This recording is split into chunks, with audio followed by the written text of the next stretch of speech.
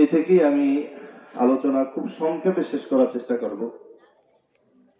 আপনারা চেষ্টা করবেন যত সময় আলোচনা করি একটু মনোযোগ সহকারে শোনার, এবং যাতে আপনাদের মন কষ্ট হয় এবং আমার কথা যাতে বুঝেন, আল্লাহ যেন সেরকম কথা আমার মুখ দিয়ে বের করে দেন। বলুন আমিন। হাজিরিন, আমি এখানে আয়াত তেলাওয়াত করেছি পবিত্র কোরআনুল কারীমের। আয়াতটি হচ্ছে আফামিন হাযাল হাদিস। এই আয়াতের অর্থ আপনাদের বোঝানোর জন্য আমি খুব সংক্ষেপে বলতেছি। আমরা কোরআন হাদিস, বিশেষ করে কোরআনের কথা, ইসলামের বিধিবিধানের কথা আমরা শুনি। অনেক সময় আমাদের মধ্যে এটা নিয়ে অনেকে ঠাট্টা বিদ্রূপ করে। কি করেন? ঠাট্টা বিদ্রূপ করে কিনা? এই ঠাট্টা বিদ্রূপ করা কি জায়েজ আছে? নাই। হাজিরিন, আমি আজকে খুব খেয়াল করেছি, মাহফিলের ডেট হওয়ার পরই আমি এলাকার মধ্যে যেই সমস্যাটা দেখেছি, আল উলামা ওয়ারাসাতুল আম্বিয়া, সেই হিসাবে এবং আপনাদের এলাকার সন্তান হিসাবে আমি আপনাদের সম্মুখে ওই আলোকে কথা বলবো। সেটা হলো, আমাদের এলাকায়, আমি আমার তারিখ মনে নাই, যে কোনো একদিন আসসালাম রাত্রের বেলায়, তখন ওই খানকা পার হওয়ার পরে আমার আসা খুব কষ্ট হয়েছে। আর সেই কষ্টটা হলো গান বাদ্যর যন্ত্র। আমার কথা কি বুঝছেন? আমার কথা অনেকে রাগ হতে পারেন, মুরব্বীরা যারা আছেন রাগ হলে ক্ষমা করবেন। আমি আপনাদের দোয়ায় যতটুকু, আমি বিশাল বড় আলেম না, আমার কিন্তু যারা পেছনে আলোচনা করেছেন মামা, আমার কিন্তু তিনি উস্তাদ, অন্যদিকে মামা। কাজেই তাদের সামনে ওয়াজ করার মতো এবং কথা বলার মতো আমি কিছুই না। তারপরও আমার এলাকা হিসাবে যেটা আমি দেখছি এবং যেটা আমি সচ্চক্ষে শুনেছি, দেখেছি, সেটা আপনাদেরকে সতর্ক করে দেবো। আমা আলাইনা ইল্লাল বালাগ, নবীদের দায়িত্ব পৌঁছে দেওয়া। সেই হিসেবে আমরা আলেম না হলেও আলেম পরিচয় দিতে হয়। সেই হিসাবে আপনাদের কাছে আমি সংবাদ পৌঁছে দেবো কোরআন হাদিসে, যেটা ঠিক না, এটা ঠিক, মানবেন কি মানবেন না সেটা আপনাদের ব্যাপার। হাজিরিন, দুনিয়াটা এক শ্রেণীর মানুষ আছে পশুর মতো। পশু খায় দায় এবং ঘুমায়। এদের কোনো পড়ালেখা আছে? এদের কোনো আমাদের মতো নামাজ আছে? জোরে বলেন না কেন? রোজা আছে? রোজা নাই। এদের কিছু নাই, এরা পশু। আর আমাদেরকে আল্লাহ ওই পশুর সাথে কিছু মিলাই দিয়েছেন। খাওয়া দাওয়া আমাদেরও আছে, পশুরও আছে। কি বলেন নাই? হাজিরিন, কিন্তু পার্থক্য কি? আমাদের যে আকল আর পশুর আকল এক না। কিন্তু এই পৃথিবীতে আমাদের মধ্যে ওই আমলগুলো আনতে হবে যেগুলো ফেরেশতা স্বরূপ আমল বা আচরণ, যেগুলো পুত পবিত্র, সুন্দর সুন্দর আমল, সুন্দর সুন্দর চিন্তা ভাবনা, ধ্যান ধারণা, এগুলো। আর ওই পশুত্ব আচরণ, এটা আমাদের মধ্যে আছে, কিন্তু ওটা থেকে দূরে থাকতে হবে। প্রত্যেকটা জিনিসের মধ্যে নেগেটিভ পজিটিভ আছে না? বিজ্ঞানিক মতে অনুরূপ ভাবে আমরা বাংলা যেটা বুঝি, ওরকম আমাদের মধ্যে দুইটা সাইড আছে, ভালো একটা আর একটা কি খারাপ। সব জায়গায় আছে। এই আল্লাহ পাকের সৃষ্টির রহস্য এটা। হাজিরিন, আল্লাহ পাক পবিত্র কোরআনুল কারীমের মধ্যে বলেছেন, আফামিন হাযাল হাদিস, তারা কি আশ্চর্যান্বিত হয় এই বাণী শুনে তথা কোরআন শুনে? অর্থাৎ কাফেররা কোরআন শুনে কি হতো? আশ্চর্যান্বিত হতো যে কি বলে, একদিন মারা যাব, আবার উঠাবে, আবার পুনরুত্থান হবে, হাসর হবে, নাসর হবে, হিসাব হবে। এটা তাদের কাছে একটা মিথ্যা মনে হতো। কি মনে হতো? আর আমরা কি কাফের না মুসলমান? জোরে বলেন, কাফের না মুসলমান? তা আমাদের মধ্যে কি কাফের সুলভ আচরণ থাকবে নাকি মুসলমানের আচরণ থাকবে? আদর্শ কি কাফের হবে না মুসলমানের হবে? জোরে হাত উঁচু করে বলেন, কাদের আদর্শ হবে? নারে তাকবীর, ইসলাম ইসলাম ওয়াজ মাহফিল, হাত নামান। হাজির, তাহলে আমি আজকে আপনাদেরকে পরামর্শ বলেন, নসিহত বলেন, উভয়টাই বলবো। সেটা হলো, এই যে দুনিয়াটা, ওই যে একটা কথা আছে, খাওয়া দাওয়া ফুর্তি করো, দুনিয়াটা মস্ত বড়, এই কথা কি সঠিক নাকি? তাহলে তো পশু হয়ে গেলাম এটা। অর্থাৎ দুনিয়ায় খাওয়া দাওয়ার পাশাপাশি ওমা উমিরু ইল্লা লিয়াবুদুল্লাহা মুখলিসিনা লাহুদ্দিন, আল্লাহ পাক এই পৃথিবীতে আমাদেরকে সৃষ্টি করেছেন একমাত্র আল্লাহ পাকের ইবাদত করার জন্য। জোরে বলেন, কার ইবাদত করার জন্য? একমাত্র আল্লাহ রাব্বুল আলামিনের ইবাদত করার জন্য আল্লাহ রাব্বুল আলামিন আমাদেরকে সৃষ্টি করেছেন। অথচ এই পৃথিবীতে এমন কিছু মানুষ আছে যারা আল্লাহর বান্দা হয়েও আল্লাহ পাককে অস্বীকার করে, তারা হলো কাফের। আর আমরা মুসলমান, কিন্তু মুসলমান হওয়ার পরও আমাদের মধ্যে এমন কিছু কালচার, এমন কিছু পাশ্চাত্য সংস্কৃতি ঢুকে গেছে যেগুলো আমাদের মধ্যে থাকা উচিত ছিল না, কিন্তু সেটা অনায়াসে আমরা গ্রহণ করেছি। কথা ঠিক না বলেন? হাজিরিন, তার মধ্যে অন্যতম একটি হচ্ছে গান বাদ্যযন্ত্র। এগুলো ইসলামে হারাম, হারাম, হারাম, এতে কোনো সন্দেহ নাই, কিন্তু এটা আমাদের পকেটে ঢুকিয়ে দিয়েছে পাশ্চাত্য সংস্কৃতি। হাজিরিন, যেমন এই মোবাইলে কোন বাদ্যযন্ত্র বাদ আছে বলেন? এই ব্যাপারে যারা এই কৌশল করেছে মুসলমানের মধ্যে ইহুদি নাসারারা ঢুকানোর জন্য, যে মুসলমানদেরকে এই বিধর্মীদের কালচারের মধ্যে আটকে রাখবে, তাতে তারা 100% সফল। কথা বুঝতেন? তাতে তারা কি 100% সফল, যে মুসলমান যারা কোরআনের আয়াত শুনবে, পড়বে, বুঝবে, আর সেই মুসলমান এখন গান বাদ্যযন্ত্র, নাট্যমঞ্চ, থিয়েটার ইত্যাদি নিয়ে ব্যস্ত। কথা ঠিক কিনা বলেন? এটা আমাদের জন্য দুর্ভাগ্য। হাজিরিন, বাবাজিরা আমার, এই এলাকায় যুবক ভাইরা বিশেষ করে যারা আছেন, খুব খেয়াল করবেন আমার আপনার দ্বারা যেন কাফেরদের আচার আচরণ যেন সৃষ্টি না হয়, যেন প্রচার প্রসার না হয়। বাবাজিরা আমার, আমরা নামাজ পড়ি, রোজা রাখি, হজ করি, সমর্থ হলে সমর্থবান ব্যক্তি জাকাত দেয়, কিন্তু এরপরে আবার ইহুদিদের কালচার গ্রহণ করি। এটা ঠিক কিনা বলেন? ঠিক নাকি? এটা কি ঠিক? হাজিরিন, খুব দুঃখের সাথে বলতে হয়, আমি নিজে যখন এই রাস্তা দিয়ে আসি, হার্টের মধ্যে থরথর করে সাউন্ড বক্সের আওয়াজে আমি চিন্তা করলাম, হায় আফসোস, আমার এই এলাকায় যত মুরিদে গান আছে তারা এখন কি করতেছে, কোন অবস্থা আছে, এটা আমার জন্য বড়ই দুর্ভাগ্য। বাবাজিরা আমার, আপনাদেরকে আমি অনুরোধ করব, আফামিন হাযাল হাদিস, এই কুরআনুল কারীমের আয়াত শুনেন, আপনারা ওয়াজ শুনেন। আবার সমাজে এক শ্রেণীর মানুষ আছে যারা দাড়ি রাখে, যারা 5 ওয়াক্ত নামাজ পড়ে, তাদেরকে এক মুসলমান আর এক মুসলমান বলে, ওই দেখো অমুকে হুজুর হয়ে গেছে। আছে কিনা বলেন? এরকম ঠাট্টা করা জায়েজ আছে? রোজার দিনে 5 ওয়াক্ত নামাজ পড়ে, রোজা রাখে, চিৎকারি মূলক বলে, হাসি তামসা করে বলে ওই বড় হুজুর হয়ে গেছে। এগুলো বলবেন না, হাসি তামসার মাত্র দুনিয়ার সবকিছু নয়। জায়েজ পন্থায় কিছু হাসি অথবা কিছু কৌতুক যেটা জায়েজ, এগুলো জায়েজ আছে, সেটা ইসলামে বৈধ থাকতে হবে। হাজিরিন, আল্লাহ রাব্বুল আলামিন বলেছেন, এই কুরআনুল কারীম শুনে তাজাবুনা, তারা কি আশ্চর্যান্বিত হয়, তারা বলে যে আহা, এটা নাকি আবার হবে, এই যে আশ্চর্যান্বিত হয়, এটা ঠিক না। আল্লাহ রাব্বুল আলামিনের পরে বলেছেন, তারা কি হাসি তামসা করে, হাসে। এই শ্রেণীর লোক কাফেরদের মধ্যে থাকার কথা, কিন্তু আমাদের মধ্যে আজকে আছে কি নাই? এক মুসলমান ভাই নামাজ পড়ে, আর এক মুসলমান ভাই পিছ থেকে বলে অমুকের ছেলে অথবা অমুক দেখো এখন হাজী সাহেব হয়ে গেছে। এগুলো বলা জায়েজ আছে? নিজে তো সর্বনাশ করলাম, অন্যজনকেও সর্বনাশ করলাম। এ থেকে আল্লাহ আমাদেরকে হেফাজত করুন, বলেন আমিন।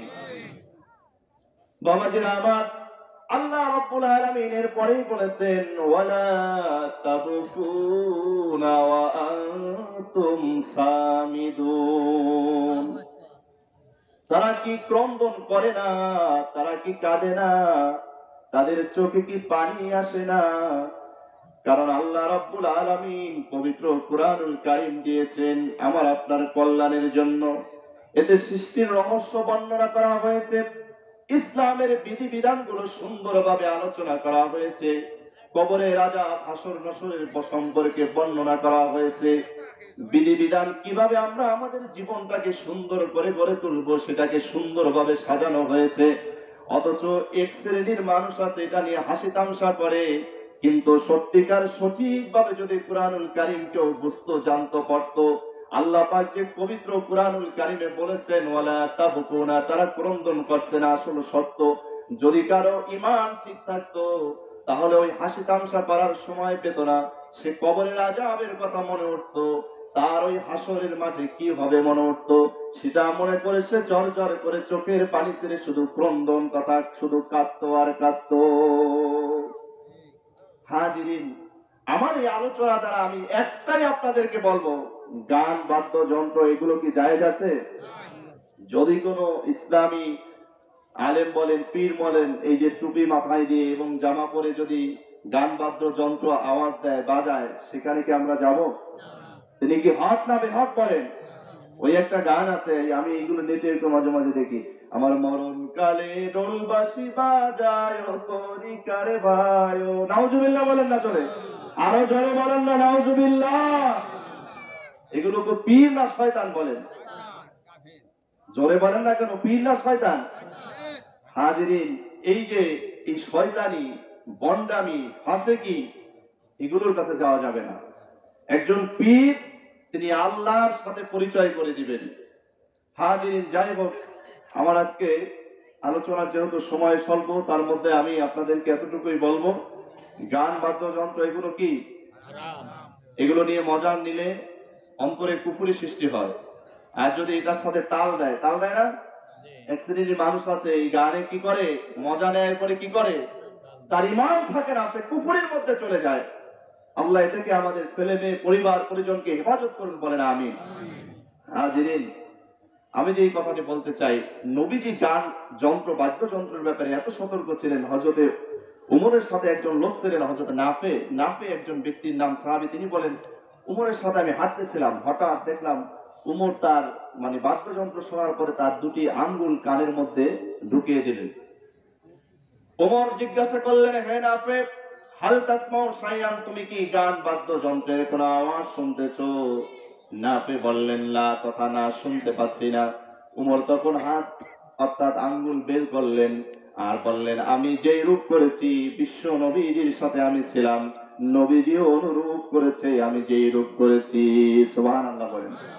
সেই মুসলমান আমরা, অথচ সেই মুসলমান হয়ে আমাদের ঘরের মধ্যে এখানে সেখানে আমাদের সন্তানদের খাতনা অনুষ্ঠান হলে সেখানে গান না বাজালে শুদ্ধ হয় না, নাউজুবিল্লাহ বলেন।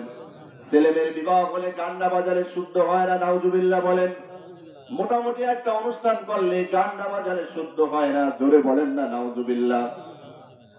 অথচ বিশ্ব নবী হাদিস শরীফের মধ্যে বলেছেন, এই যুগের এক শ্রেণীর মানুষের চেহারা আকৃতির বিকৃত ঘটবে। আকৃতি কি হবে?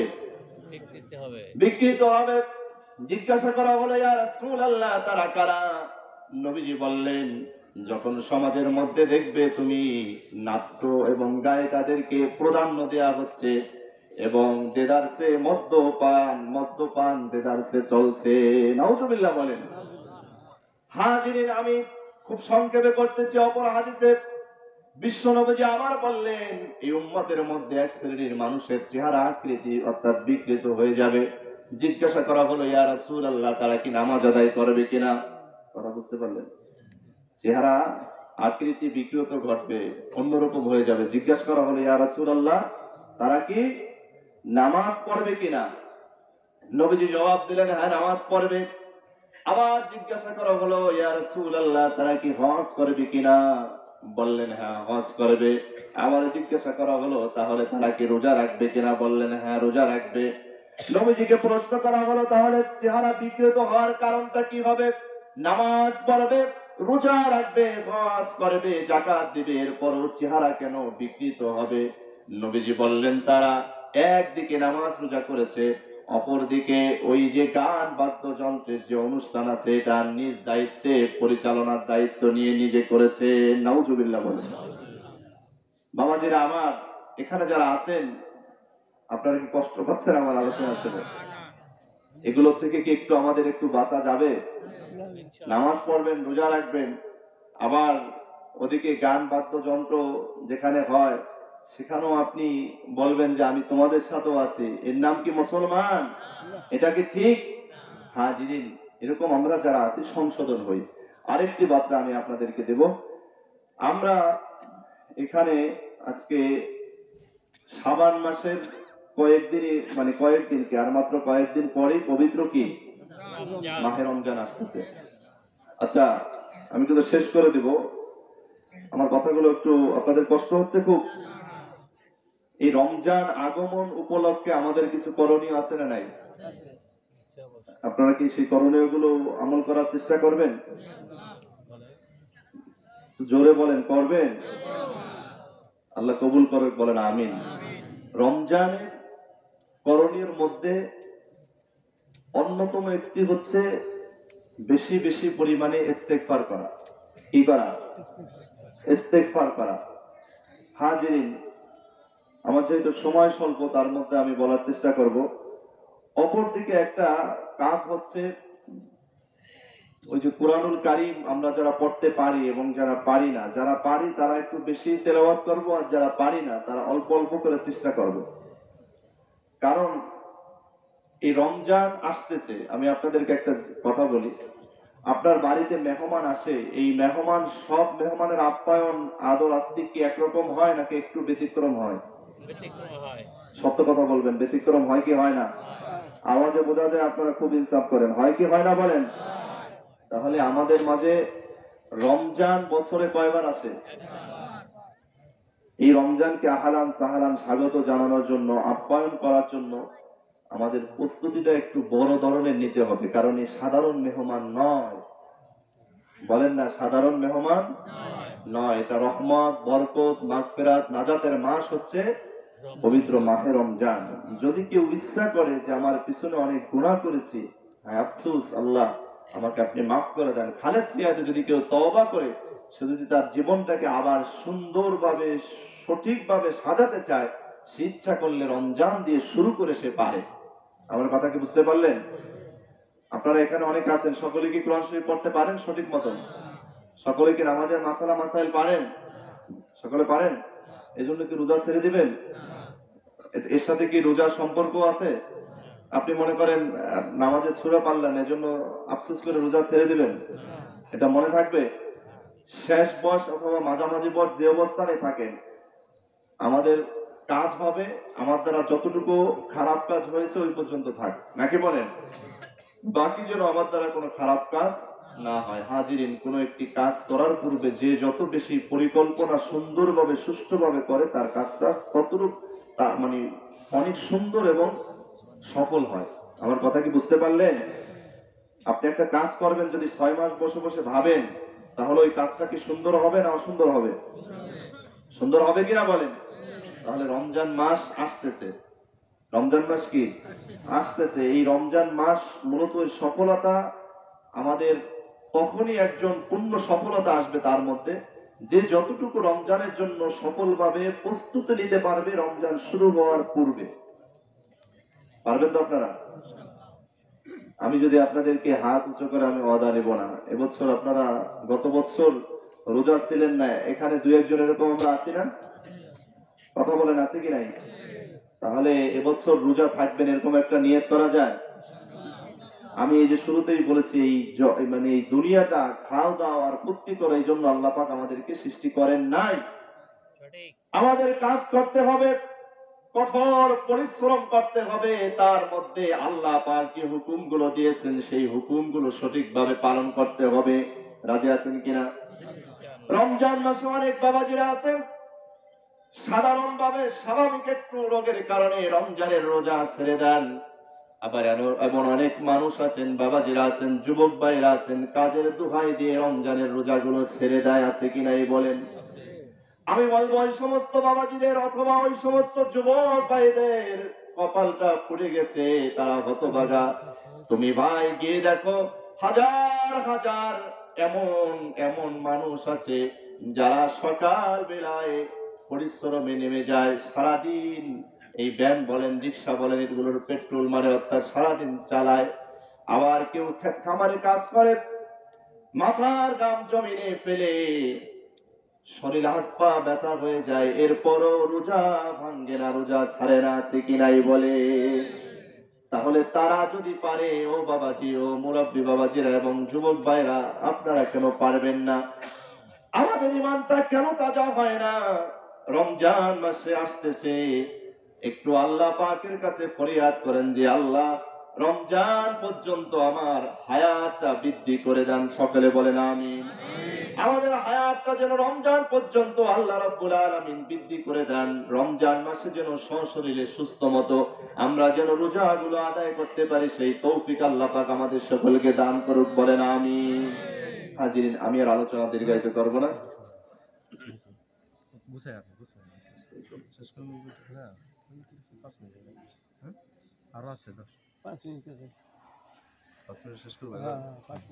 হাজিরিন, আমি আলোচনা এখানে শেষ করব। আজকে যে কথাগুলো আপনাদের এখন না শুনলেই নয়, আজকে আসলে এত দেরি হবে এটা আমার মানে জানা ছিল না। আপনারা এখানে চরমনায় যায় আসেন এরকম কেউ আছেন? আজকে যারা মাহফিলে গেছেন এবং যারা ঢাকা দিয়ে আসা যাওয়া করবেন এরাই শুধু জানেন যে রাস্তার অবস্থা কি।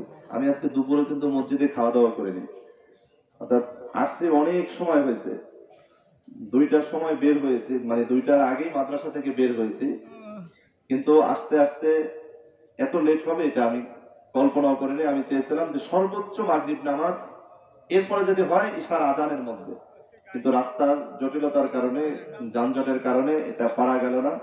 আপনাদের কাছে আমি ক্ষমা চাচ্ছি। মূলত আমি আপনাদের মাঝে শেষে আলোচনা করব, অথবা আমি একটা অন্য কিছু একটা অবস্থা ভাব নিয়ে আসছি, আল্লাহি তাল্লাহি এগুলো কিছু না। মূলত আমার এই রাস্তা যানজটের জন্য সমস্যা। আর একটা কথা হলো, আপনাদের কাছে আমার কিছু কথা আছে এই গ্রামের ভাই হিসেবে, সেগুলো মানে বাবাজি হিসেবে আমাকে বলতেই হবে। হাজিরিন, সেটা হলো মানে এই এলাকার আমি সন্তান, নাকি বলেন? এখানে আমার কোনো মানে অতিরিক্ত কোনো ডিমান্ড দেখানো এটা জায়েজ হবে, অথবা অন্য জায়গায় দেখানো জায়েজ হবে? এখানে আজকে যারা আলোচনা করেছেন 3জন আমার সরাসরি উস্তাদ হলো আমার মামা শ্রদ্ধেয়, যার মানে কঠোর ত্যাগ তিতিক্ষায়, যাদের আদরে শাসনে আমরা বড় হয়ে এখানে বসার মতো আল্লাহ ব্যবস্থা দিয়েছেন, তৌফিক করে দিয়েছেন। এজন্য প্রাণ করে দোয়া করি আল্লাহ যেন, অর্থাৎ মাওলানা ইউনূস আলী গুলজারি সাহেব আমার শ্রদ্ধেয় উস্তাদ মামা, আল্লাহ যেন তাকে নেক হায়াত দান করেন, বলেন আমিন। আল্লাহ যেন তার দিনের খেদমত আরো করার তৌফিক দান করেন, বলেন আমিন। এবং আমার শ্রদ্ধেয় বড় ভাই মাসুদ ভাই, তিনি আলোচনা পেশ করবেন, দোয়া করবেন, আল্লাহ যেন তাকে কবুল করেন, বলেন আমিন। হাজিরিন, আপনারা অনেকেই আছেন, অনেকে হয়তো বা জানেন, কিছু জানেন কিছু জানেন না, যে কথাটা আমার স্পষ্ট